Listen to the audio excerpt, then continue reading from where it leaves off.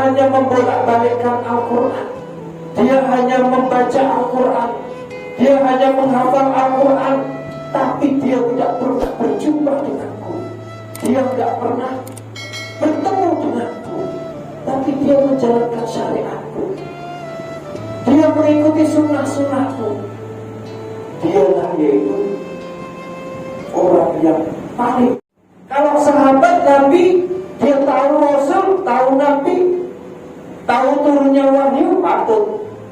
Tapi kita ini jauh dari Mekah, dari Madinah, gak pernah berjumpa, tapi dengan keimanan kita.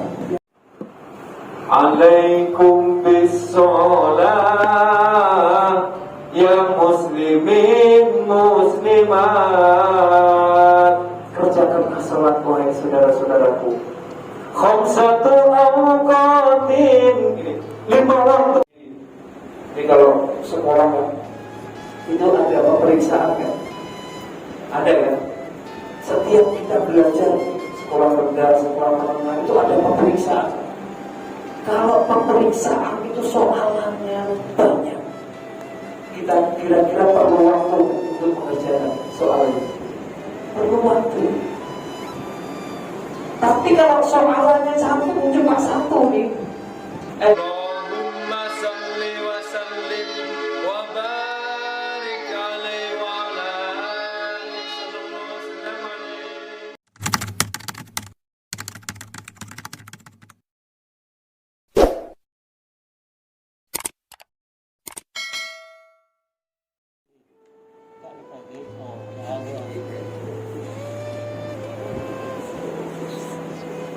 Bismillahirrahmanirrahim.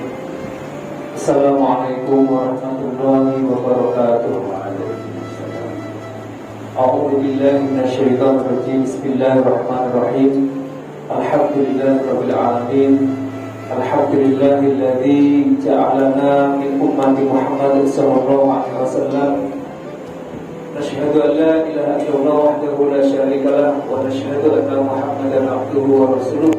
Allahumma salli ala sayyidina Muhammad wa ala ali sayyidina Muhammad. Ayol hadirun ibadallah, ittaqullaha haqqa tuqatih wa la tamutunna illa wa antum muslimun. Alhamdulillah, puji syukur kehadirat Allah Subhanahu wa taala yang telah memberikan segala kurnia nikmat kepada kita semuanya. Alhamdulillah, kita sentiasa digolongkan kepada umat yang sentiasa menjalankan syariat, umat baginda Nabi besar Muhammad sallallahu alaihi wasallam. Syariat baginda Nabi besar Muhammad sallallahu alaihi wasallam. Karena apa? Kita tidak semua orang kita boleh berbuat amal soleh.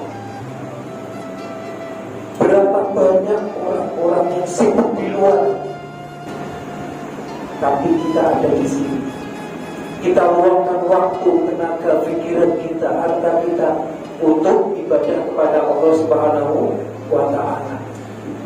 Kita menjalankan syariat Muhammad Rasulullah SAW. Kita menjalankan sunnah-sunnahnya, dan yaitu kita meneruskan perjuangan dakwah Rasulullah SAW. Padahal kita itu tidak pernah berjumpa dengan Rasul, betul kan? Padahal kita tidak pernah bertatap muka dengan Rasul. Padahal kita tidak pernah bermuajah dengan Rasulullah SAW. Tapi dengan keimanan dan ketakwaan kita kepada Allah Subhanahu wa taala, dengan penuh keimanan kepada Allah dan Rasulullah, maka kita ada di majelis ini, di masjid ini. 5 waktu kita kerjakan sholat syariat baginda Nabi besar Muhammad sallallahu alaihi wasallam. Maka suatu ketika Rasulullah sallallahu alaihi wasallam setelah melaksanakan sholat, Rasul bertanya kepada sahabat-sahabat. Ketika itu ada Abu Bakar, Umar, Utsman, Ali, dan para sahabat-sahabat yang lainnya. Wahai sahabat-sahabatku, tahukah kalian semua siapa orang yang paling beriman kepada Allah Subhanahu wa Ta'ala? Siapa yang imannya kuat kepada Allah Subhanahu wa Ta'ala? Maka ketika itu ada sahabat yang menjawab, ya Rasul, orang yang kuat imannya itu dialah yaitu para malaikat Allah. Rasul tersenyum dan Rasul mengatakan, patutlah yaitu para malaikat itu yang kuat imannya. Karena apa? Karena para malaikat adalah tanda Allah, dekat kepada Allah. Patut kalau seandainya ia beriman, paling beriman, pantas, patut. Terus kemudian, oh kalau begitu ya Rasul, orang yang paling kuat imannya dialah yaitu para nabi dan rasul. Rasul tersenyum dan Rasul mengatakan, patutlah yaitu para nabi dan rasul itu kuat imannya. Karena apa? Nabi dan Rasul adalah utusan Allah. Ketika itu sahabat itu hatinya merasa besar hatinya, merasa bangga. Oh kalau begitu ya Rasul, kata sahabat itu, yang kuat imannya ialah kita ini ya Rasul. Sahabat, engkau ya Rasul.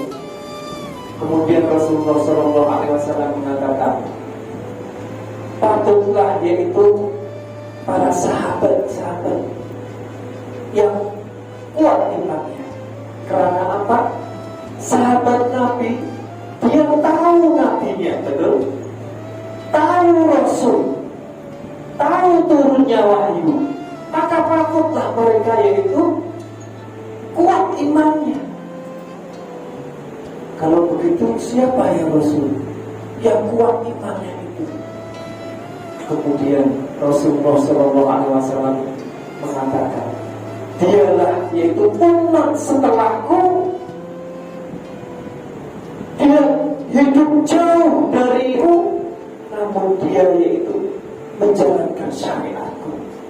Dia hanya membolak-balikkan Al-Quran, dia hanya membaca Al-Quran, dia hanya menghafal Al-Quran, tapi dia tidak pernah berjumpa denganku. Dia tidak pernah bertemu denganku, tapi dia menjalankan syariatku. Dia mengikuti sunnah-sunnahku. Dialah yaitu orang yang paling kuat imannya. Berarti siapa? Kita semuanya. Insya Allah kita kuat imannya. Karena apa? Kita tidak pernah berjumpa dengan Rasulullah, tapi kita menjalankan syariatnya. Kalau sahabat Nabi, dia tahu Rasul, tahu Nabi, tahu turunnya wahyu, patut. Tapi kita ini jauh dari Mekah, dari Madinah, gak pernah berjumpa, tapi dengan keimanan kita yang kuat, keimanan yang tebal, maka kita menjalankan syariat.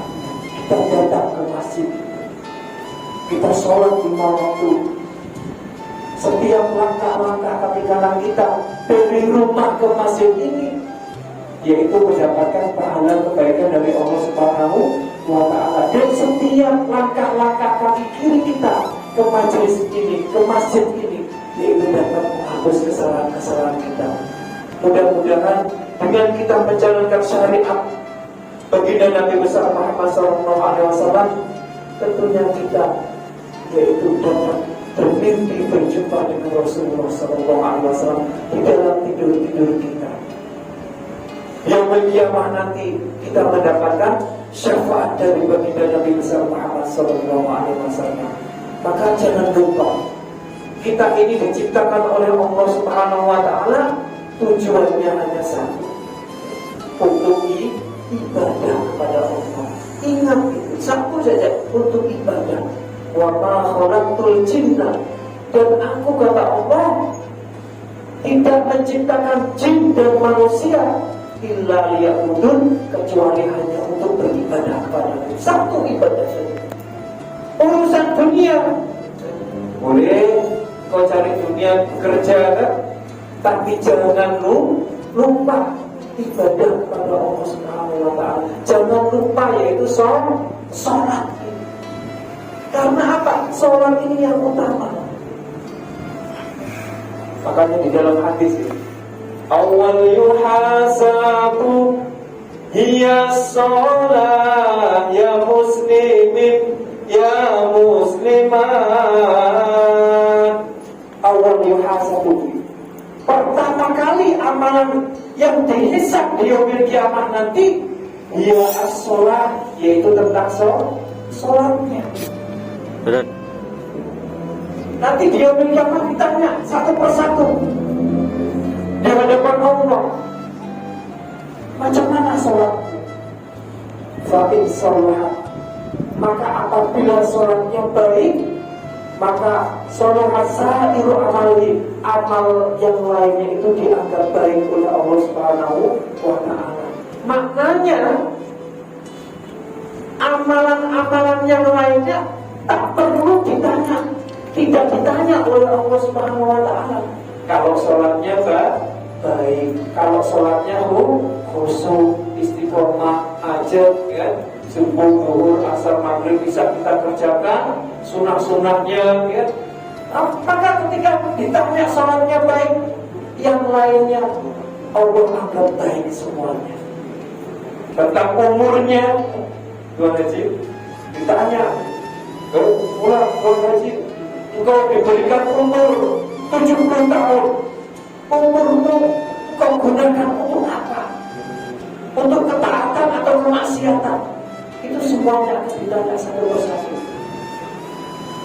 Hartamu engkau cari dari cara yang halal atau yang haram. Terus kemudian setelah engkau dapatkan itu, engkau gunakan, engkau belanjakan untuk ketaatan atau kemaksiatan. Itu ditanya satu persatu.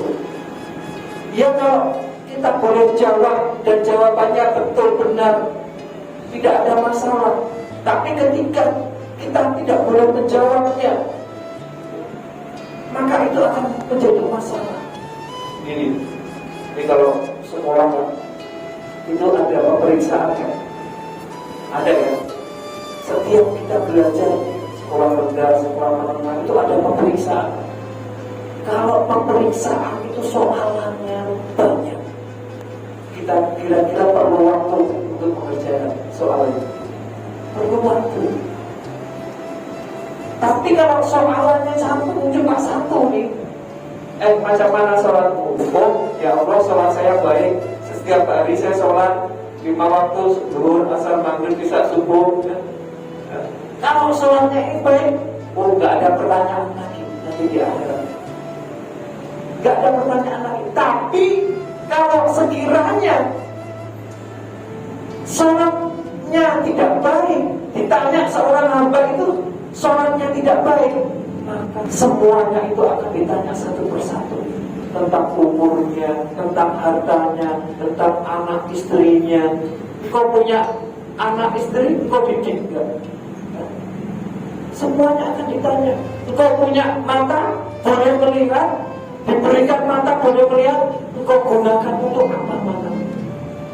Punya tangan, punya kaki, engkau yaitu gunakan untuk jalan ketaatan atau kemaksiatan. Semuanya akan ditanya satu persatu. Kalau di dunia ini, kalau di dunia kita ditanya di soal nih, orang boleh berdusta, tapi di akhirat tak boleh berdusta. Karena apa? Al-yawma nakhtimu ala afwahihim. Pada hari itu nakhtimu ala afwahihim, kami tutup mulutnya. Wa tukallimuna aydihim, tangannya yaitu bersaksi. Yang bicara itu anggota badan kita. tangannya bersaksi, wa tashhadu arjuluhum, kakinya juga memberikan kesaksian bima kanu yang sebut terhadap, yaitu apa-apa amalan, setiap amalan yang kita kerjakan sewaktu di dunia. Jadi sholat, makanya Rasulullah SAW di akhir hayatnya nitik sholat, kerjakan sholat. Alaikum bis-sholat ya muslimin muslimat. Kerjakan sholat wahai saudara-saudaraku. Khamsatu awqatin, 5 waktu. Khamsatu awqatin fi yaumin kulla yaumin.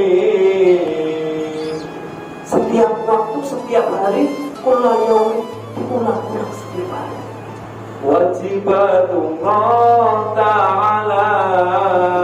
Karena apa? Sholat itu kewajiban dari Allah Subhanahu wa ta'ala. Ada yang bertanya, macam mana? Ada orang dia banyak berbuat kebaikan, dia puasa, dia sedekah, dia zakat, dia suka bantu pada sesama, tapi dia gak sholat. Dia puasa tapi gak sholat. Ada gak orang seperti itu? Banyak. Boleh sih ini. Nah, macam mana itu? Maka digambarkan di dalam hadis, kan? Amalun nasi bila sholat kasyajaratin bila thamar. Jadi kalau ada orang dia suka beramal soleh tapi nggak sholat, maka dia itu sama dengan dia sedang menanam banyak pokok. Ada pokok rambutan, ada pokok mangga, ada pokok, dia buat proyek pokok sawit, kan? Ya, dia banyak nanam pokok. Tumbuh pokok itu. Tapi bila sama dia pokok itu tidak akan berbuah, tidak berbuah. Kalau kita nih ya, dapat proyek nih. Dapat proyek tanam sawit. Nah, jadi dari mulai menanam sampai itu masa berbuah itu bukan lama. Berapa tahun? 3 tahun, 5 tahun? Ya. Setelah kita tanam, kita pupuk, hidup semuanya. Setelah kita tunggu 5 tahun, waktunya berbuah, gak berbuah. Kira-kira rugi atau untung? Rugi. Sama dengan yaitu ketika seorang hamba dia beramal soleh, dia mengerjakan amal soleh, dia puasa, dia sedekah, dia zakat, dia pergi haji, dia berjihad, tapi nggak sholat, maka rugi. Maka sia-sia amalannya. Walaupun hidup 1000 tahun, kalau tak sembahyang apa gunanya? Walaupun hidup 1000 tahun, kalau tak sembahyang apa gunanya? Ingatlah, yaitu hari akhirat. Kita hidup di dunia itu ada masanya. Ada masanya. Kalau kita sekarang umur 40 tahun, 50 tahun, berapa banyak umur orang? 70 tahun? Gak lama. Setelah itu mati. Setiap orang akan meninggal dunia. Kullu nafsin dha'iqatul maut. Kalau kita gak mempersiapkan yaitu bekal untuk kematian, maka kita termasuk orang-orang yang mati. Contoh kalau Tuhan Haji saya pergi ke Moskow, kalau ke Korea, kalau kita pergi ke luar negara, kira-kira perlu bekal banyak? Perlu kan? Perlu. Kalau kita pergi haji perlu bekal, tiket, uang saku, ya kan? Untuk bekal kita. Kalau di dunia ini, kalau saya pulang ke Indonesia, ke mana negara-negara ya, kalau kita bepergian, sekiranya saya kehabisan bekal,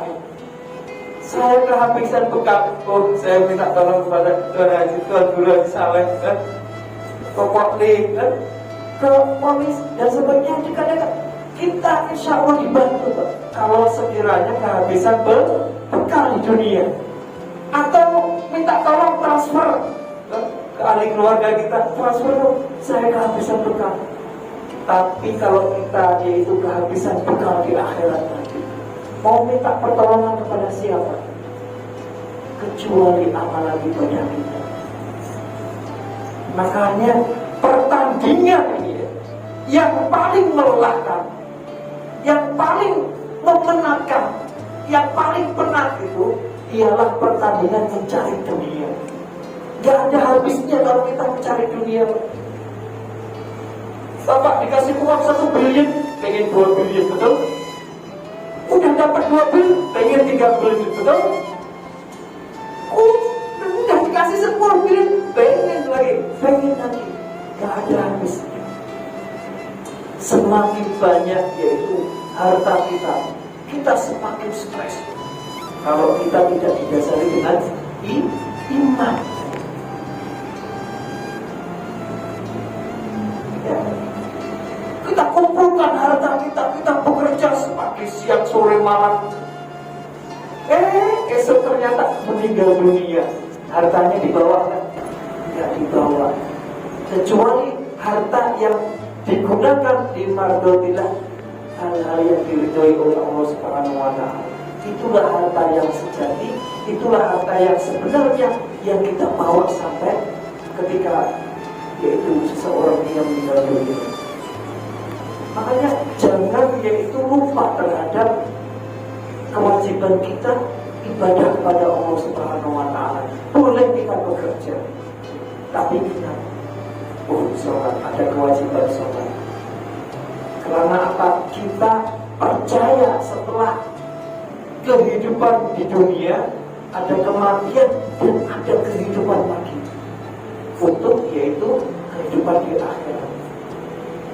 Bisa dengan orang-orang yang non muslim, yang mereka tidak percaya dengan kehidupan akhirat, dia kumpulkan hartanya dengan cara baik, bos nggak perlu dia nggak memandang ini harta dari mana halal haram, nggak dia pikirkan. Tapi bagi kita orang yang beriman kepada Allah, maka kita yaitu persiapkan bekal kita untuk akhirat. Dan mudah-mudahan dengan kita beramal soleh, dengan kita datang ke masjid melaksanakan sholat, mudah-mudahan kita semuanya nanti di akhirat yaitu mendapatkan kebahagiaan dari Allah Subhanahu wa Ta'ala. Amin amin ya rabbal alamin. Dan kita jangan lupa yaitu kepada orang tua kita yang sudah meninggal dunia, saudara-saudara kita yang sudah meninggal dunia.